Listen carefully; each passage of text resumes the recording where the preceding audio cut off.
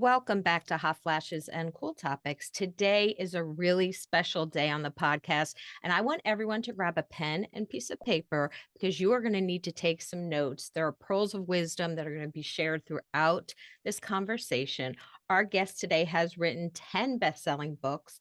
She has an incredible podcast called Women and Money. If you are not following that, I want you to open your little purple app and start following right now. She has also had a really great show on CNBC. And she is our guest today, Miss Suze Orman. Welcome to the show. Thank you, my dear ladies. I'm thinking about the topic hot flashes and cool topics. Thank God I'm older now, so I don't experience that anymore. But women in particular seriously get hot flashes when it comes to their money at any age. They start sweating, they don't know what to do, they get hot, and they therefore do nothing.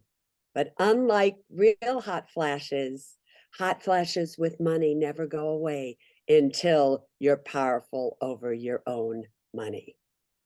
So Absolutely. there's your number Yeah. one note. Start taking it, guys. Yes, yes. And that is such an important topic because so many women that are in our age demographic, life We're changes 55. we're 55, but somewhere in there, life changes have happened to them.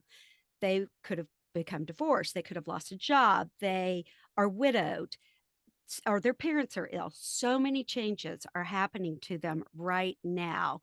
And it's so overwhelming. What would you say? And I know what you would say, but the first thing that you need to do when it comes to your finances, what is the number one thing that women need to make sure is happening with their finances?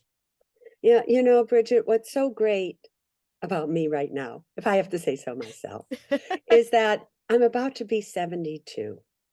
So at 72, having done what I've been doing now for over 40 years, it's an interesting thing to be able to look back and go, oh, this is what people should have done, especially women at their 40s, at their 50s, at their 60s, and their 70s. Very different than when you're in your 40s projecting what should be done when you're in your 50s or 60s. So I love that because now I can look back, and the main thing I can say from all the millions of women who have written to me over the years is that in the 50s, you so seriously have to start to take control of your money. It's not even funny.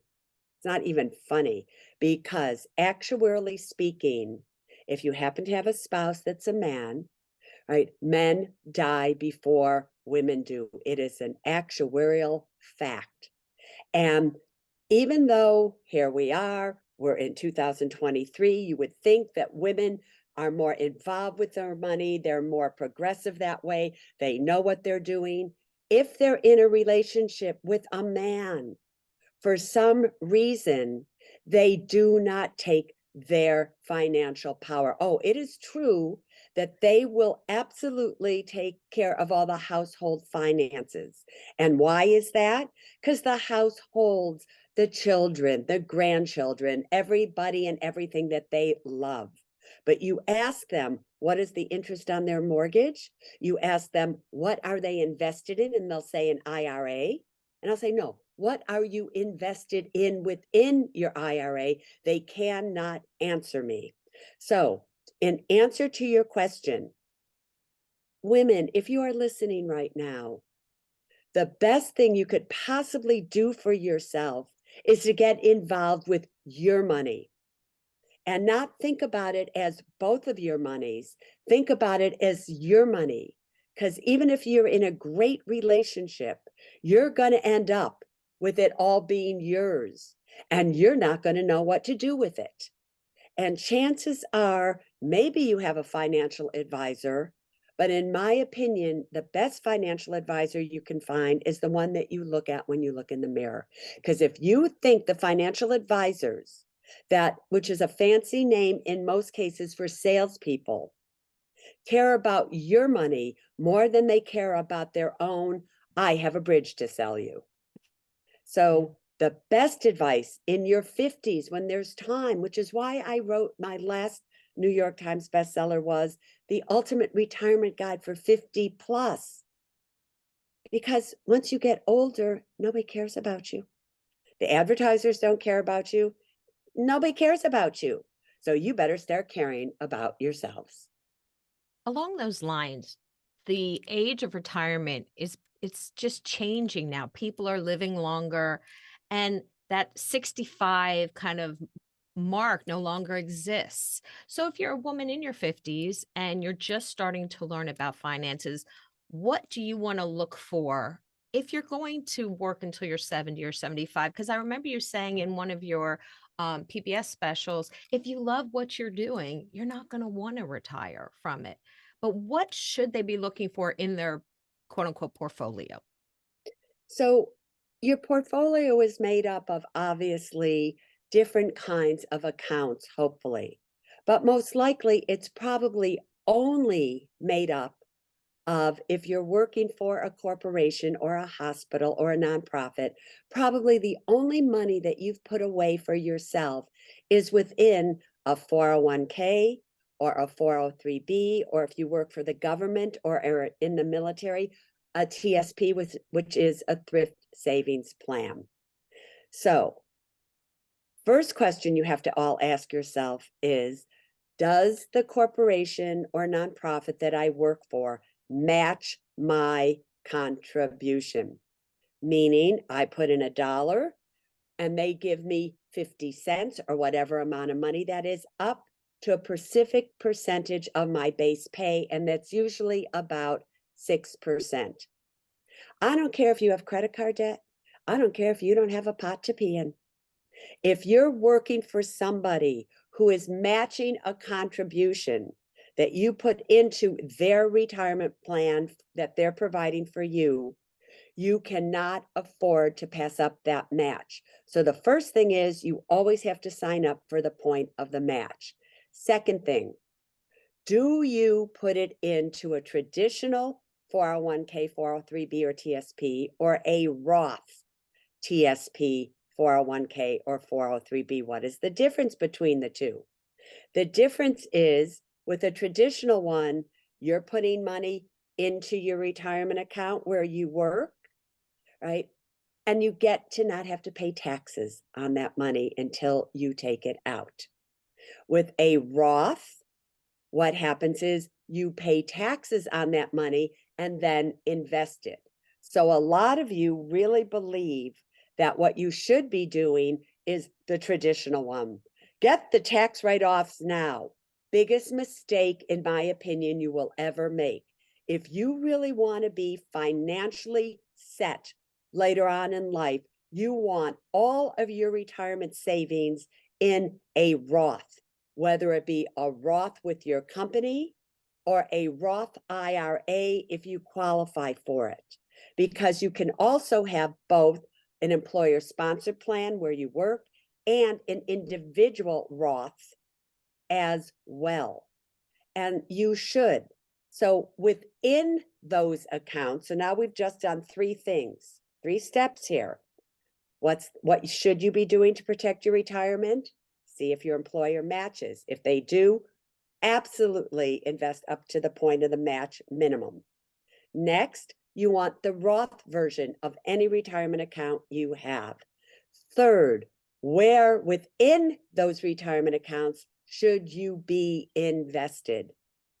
The key is diversification, number 1, because if you only have $3,000 within your retirement account, that's a whole lot different than if you have $200,000 or $300,000 in your retirement account. So it's really, really important that you're able to diversify. So within your retirement account at work, you would be looking for, do they have a Standard & Poor's 500 index fund that you can invest in? And if you're only in your 50s because you have 10, 20, or maybe even 30 years till you retire, dollar cost average into that, because over time, that will give you the most growth. If, however, you have a lot of money in your retirement plan. Then you have to decide how close are you really to retirement. So you have to be very careful and have really true diversifications. Bond funds do not necessarily give you protection against a downward market. If you had bond funds the past year or two, and you would have learned if you listened to the Women in Money podcast, since I know you ladies listen, you've heard me say, I hate bond funds. I hate bond funds. Do not invest in bond funds. Don't do it. Don't do it. Don't do it.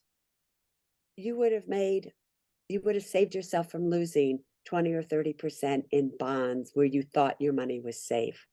So you have to have true diversification. Now, it's hard within an employer-sponsored plan because they don't give you that many options.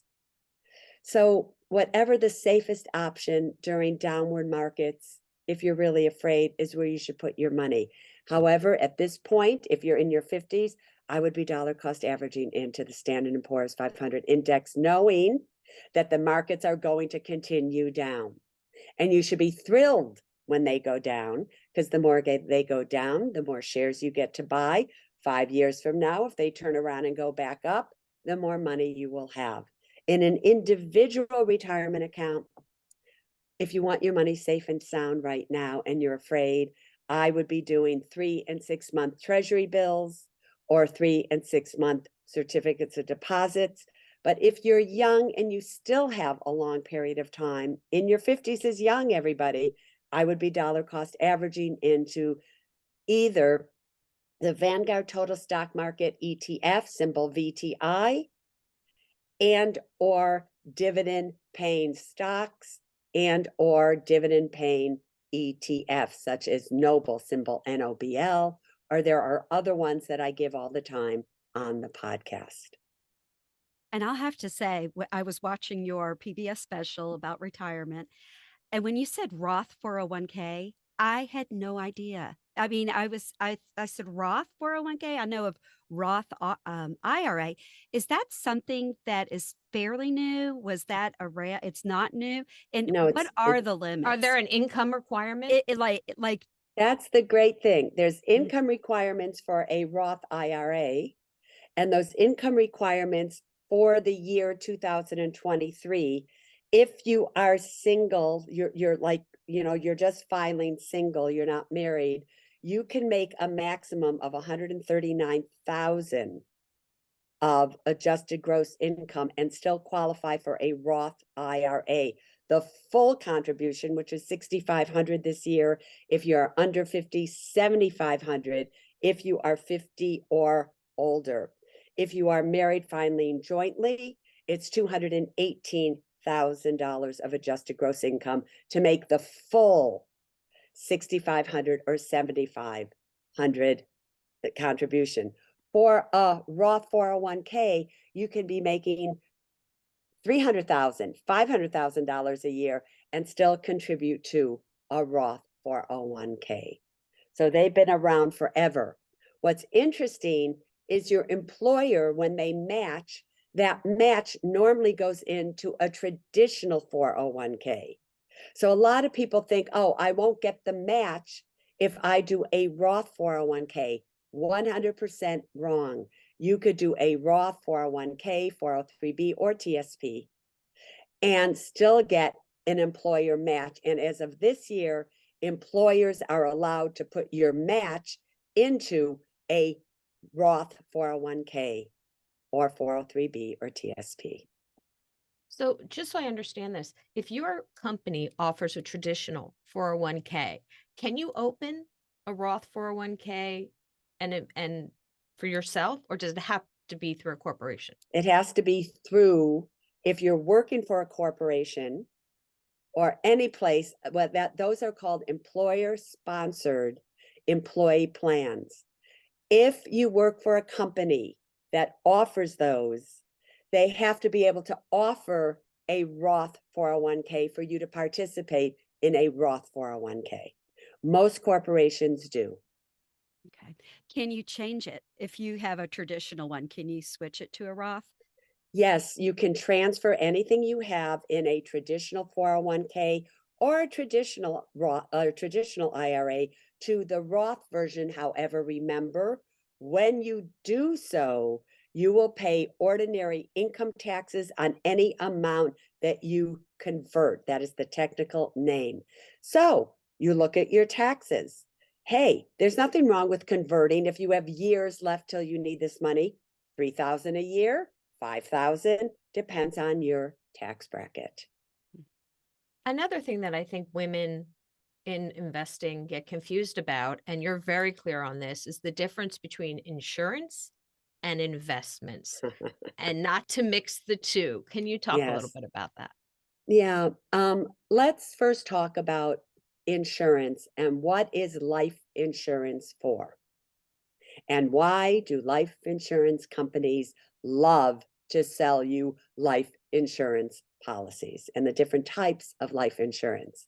Life insurance was never meant to be a permanent need. It was only meant to be there during your younger years when, in case there was an unexpected death and there were people that were financially dependent upon you, they would have money to be able to carry out their life and still go on. But hopefully, as you got older, you acquired enough assets and saved enough money so you didn't need life insurance. The difference of life insurance is that there's many different types of life insurance. There's whole life insurance, which is meant for your entire life. You're to die with it. Then there is term insurance, which is good for a specific period of time known as a term.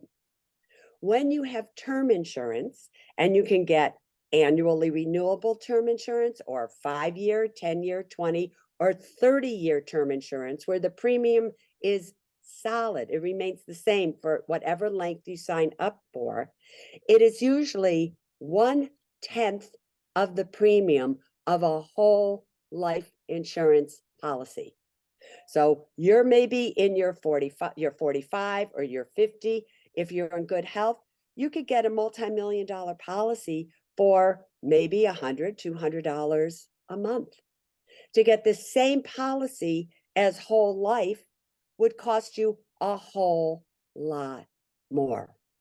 So I don't want you to buy a whole life insurance policy for your entire life. What I want you to do is buy a cost-efficient life insurance policy. Hey, you're younger than that. It could be $35 a month for $1 million of life insurance. I want you to buy a term insurance policy. I would like you to get it for, at least if you're in your 50s, get a 10-year life insurance, term life insurance policy, because the older you get, the more expensive it is. And nobody dies with a term and policy. You only get it for your younger years, really, when you're not expected to die. And now you're paying a little premium and you're investing the difference in retirement accounts, in the stock market, in your paying down your mortgage, right? Versus a whole life insurance policies that's making the insurance company rich. So let me just put it easily. I hate, in most cases, whole life, universal, and variable life insurance policies. They're sold to you under the guise you could invest your money, you could get tax-free money, you could get a cash value on it, and you'll be great. No, you won't. If you want to be smart, you get a term insurance policy. Insurance is insurance. You want investments? Get yourself a retirement account, an investment account. Sign up for the accounts where you work. And the smartest thing you can do when you're in your 50s, if you still own a home that you're going to stay in for the rest of your life, pay down the mortgage on your home so that you own it outright by the time you retire. Because the only reason you mainly need all this money in all these retirement accounts is to generate the income to pay your mortgage. And I'll give you an example of that in a second. What's easier, paying down your mortgage or saving to generate income to pay down your mortgage?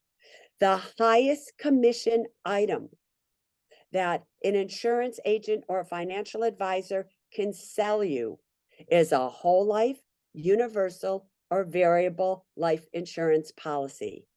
Their commission will probably be 70 to 90% of your first year premiums. Why don't they want to sell you a term insurance policy? There is no real commission on them at all. All right, so insurance is insurance, only buy term insurance. Investments are investments. Do not mix the two under any circumstances. For those of you who already have whole life, universal, or variable life insurance, and now you're wondering, what the hell should I do? If you know that you're healthy or whoever is insured is absolutely healthy, look at the cash value of the policy that you may have. And then what you would do is go, oh, if I took that cash value and I invested it, what would I have when whoever is insured, when they die at normally 85 or 90? And what could I do if in fact I were to save that premium? So the first question you have to ask yourself is, do you even need this life insurance anymore? Are you okay without it? So why do you keep paying for it? And most insurance people will tell you, you can't cash it out now because if you do, you're going to owe income tax. No, because you will see the amount of money that you put in is probably less than the cash value in those policies. But always think twice before you cancel any life insurance policy. And if you're going to switch from like a whole life to a term, make sure that the term is in place first before you cancel any life insurance. But I do a fabulous examples. I just think it was a little bit ago on the Women in Money podcast on how this one woman should cash out her whole life policy. And I did the numbers for her. And it was like, oh, everybody wrote and go, I never knew that. So if you listen to the Women and Money podcast, and every single one of you should, it's free. This podcast is free. We're educating you simply because we can. And if you don't take advantage of that, what is the matter with you? So the Women in Money podcast, and everybody's smart enough to listen. And the app as well. Yes. So And the app. Yeah, the app is where I tend to answer people's questions pretty much right away, right? You also can write in questions to Ask Suze podcast at gmail.com. That's Ask, S-U-Z-E, Suze, podcast at gmail.com. And then once a week on Thursday, we drop it. KT, who is my spouse, the two of us answer the questions that she chooses. Thousands come in, so we'll just see who gets chosen. But seriously, sometimes I answer you directly, even on email, especially if you have lost your spouse or you have just been divorced and your spouse just did you in. So that can happen a lot. Yes, a lot. I've heard of it a lot. And, you know, you're talking about the insurance, and I wanted to ask you about long-term care insurance. Yes. And I feel like that is a very important thing. That was something I felt, I'm not sure when that first came about. I just remember my in-laws talking about it. So can you talk about the importance of long-term care insurance? Yeah. Long-term care insurance has been around forever, like late 1990s, 2000, it was there. And then because they didn't have actuarially how long somebody would use it and all, they totally mispriced all the policies. And they were seriously cheap. Now, over the years, it's become expensive. So the first question you have to ask yourself is, can you afford the premium, not only when you buy it, but all the way through until you're 84 or 85, which is the average age of entry into a nursing home. Because if you cannot, or when you need long-term care, because if you cannot afford it, as you get older, you're going to drop it, and then you wasted all of that money. So the average age of entry into a nursing home is 85. The average stay is 2.5 or 3 years, unless you have Alzheimer's, and then it is 8 years. Medicare will not pay for it for longer than 3 months, and you have to be in a skilled nursing facility for it to pay, and your health insurance will not pay. So who's going to pay for it? You will, out of your own pocket. The truth is, chances are you will pay less for a long-term care insurance policy over the entire time that you have it than you will for 1 year in a nursing home. Incredibly important to have if you can Absolutely. afford it. Yeah, and I know that how rates are going up, and I know that I've heard you say this, and I know just personally, we had one of my spouse and I, one of our parents was concerned that her rates were going up and was thinking of dropping it. And we swooped in and said, "Oh, no, no, no, we will pay for that." And I know that you say that. So I know that in our situation, in our family, one of our parents said, "Oh, my premiums are going up." And we said, "Hey, we're going to help you." Yeah. We were in a position to be able to help that person pay the premium. So because just like you said, the cost of what a nursing care or in-home help could be was going to be so much more than what this premium was going to be. So I do think it's so important, especially the in-home care help. However, you have to know that if you buy it, you're buying it from somebody who really understands it. So Phyllis Shelton is the nation's expert on long-term care insurance. And if you go to the website, or actually if you go to the Women in Money Community app, I have her information there. I do not get a referral fee, but I have gotten thousands of people saying, "Oh my God, she helped us. She is so fabulous. I wish we had known about her." And her direct email is phyllis@ltcconsultants.com. Fabulous, fabulous. That is great to know. That is For a lot of people, they're looking at their savings, however they're invested. They're looking at Social Security and they're saying, how do I know how much money I'm going to need when I retire? Whether it's 65, 70, is there a formula they can look at? Is it just, I know you talk about, can you cover your expenses? That's what you want to be able to do. But for those people who really don't know where to start. Well, you have to have an idea of what is it going to cost you when you finally retire, which is why you want, if you're in your home, your mortgage paid off, because that's your largest expense. So you have to have an idea of really what it's going to cost you. Then you have to look at, truthfully, what will your Social Security be? And you can go on to the Social Security website and they'll give you an idea of what will your Social Security be, what will your spouse's Social Security be at different ages, what will your money in retirement accounts generate for you. And I would figure it only at a 3% rate, just so you know, to be safe. And do you have any other additional income from rental properties, whatever it may be, or other investments? And after taxes, what will that leave you? That's your first step. Then your next step is you have to assume one of you dies. Because when one of you dies, you lose one Social Security check. And what will that do to you? Then you have to assume, all right, and as Bridget just asked, now maybe I go into a nursing home and it's going to cost me X amount of money. How long will my money last? Which is why long-term care insurance is so seriously important, if and only if you can afford it. And so you get that kind of idea, and then you're going to be totally depressed because you're going to say, there's no way I can afford this. I'm never going to be able to afford to retire. And then you start spending money and everything. Here's what I want to say to all of you.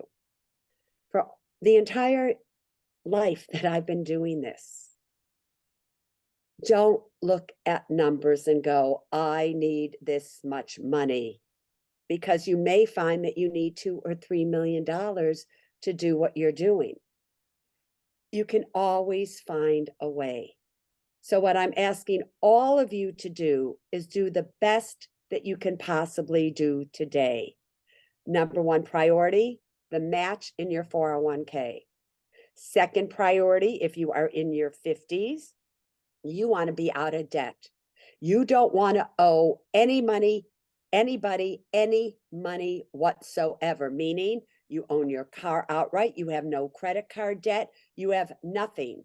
So now you are working towards that, because the key to retirement is to not have many expenses, to reduce the expenses and get rid of those expenses that you can get rid of, such as credit card debt, car payments, such as a mortgage or whatever it may be, even student loan debt. So you have to get rid of that. So here you are now, your 401k, you're getting out of debt. Then the next thing, which is part of getting out of debt, you're going to look at what your home and your mortgage and how much do you have to pay extra per month, more than anything else that you do, so that it's paid off by the time you retire.